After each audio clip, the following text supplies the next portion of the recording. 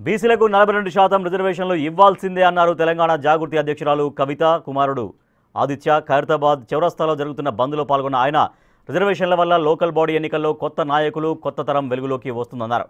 తన తల్లి చేస్తున్న పోరాటానికి అందరూ మద్దతు పలకాలని విజ్ఞప్తి చేశారు ఆదిత్య.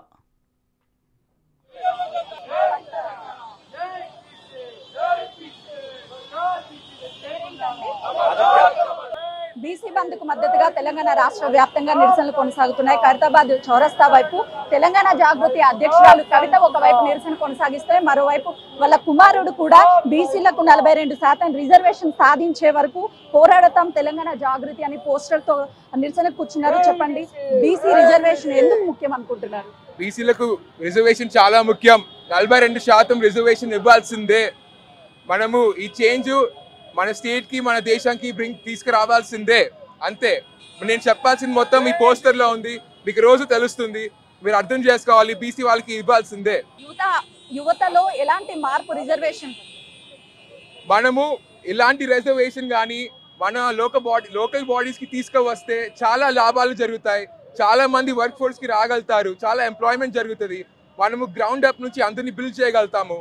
అందుకే బీసీలకు 42% రిజర్వేషన్ చాలా ముఖ్యం. ఈ చేంజ్ అందరూ దయచేసి స్పందించండి, ఆమరణ చేయండి. ఇప్పటికే ఒకవైపు మీ అమ్మగారు కవిత నిరసన చేస్తున్నారు, అందరిలో చైతన్యం తీసుకొస్తున్నాం అని చెప్తున్నారు. మీరు పాల్గొనడం ఎలా అనిపిస్తుంది?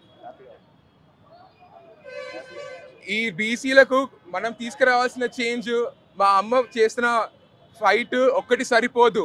మనందరము ప్రతి ఇంట్లల్లో ప్రతి వాళ్ళు అర్థం చేసుకొని బయటికి వచ్చి ఈ బిల్ కోసం రావాల్సిందే.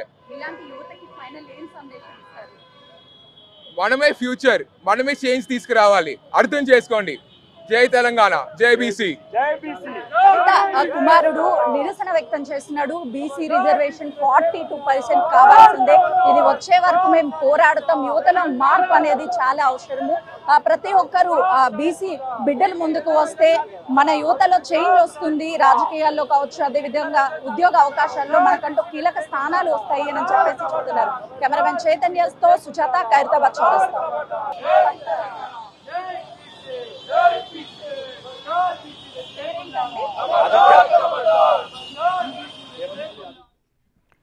తెలంగాణ రాష్ట్ర వ్యాప్తంగా బీసీ బంద్ విజయవంతంగా కొనసాగుతోంది.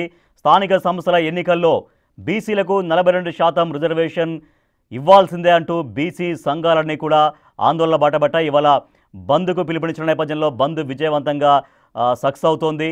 అన్ని పార్టీలు కూడా రాష్ట్రంలో అధికార కాంగ్రెస్ పార్టీ సహా అన్ని రాజకీయ పక్షాలు బంద్కు సపోర్ట్ చేశాయి. మనం విజువల్స్లో చూస్తున్నాం. తెలంగాణ జాగృతి అధ్యక్షురాలు కవిత కుమారుడు ఆదిత్య కూడా నేరుగా బీసీ బంద్లో పాల్గొని తమ నిరసన కొనసాగించారు.